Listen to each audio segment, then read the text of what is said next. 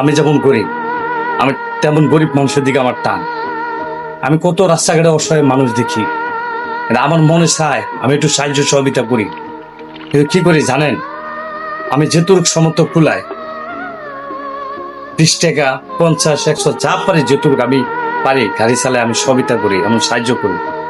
এটা সাহায্য বলে না, মানে ক্ষুদ্র অল্প কিছু যেটুকু আমার তফিকেতে কুলে যেটুকু আমি দিয়ে, আমার মনে চায় আমি অসহায় গরিবের পাশে আমি দাঁড়াইতাম।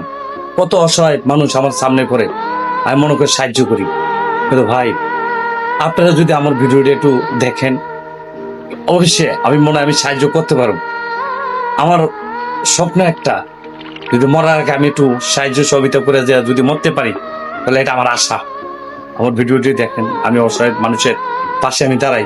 অনেক মানুষের সাপোর্ট করছেন, এমন দৌড়াইছে, আমার একটু সাপোর্ট করে দেখেন, একটু সাপোর্ট করে দেন ভাই।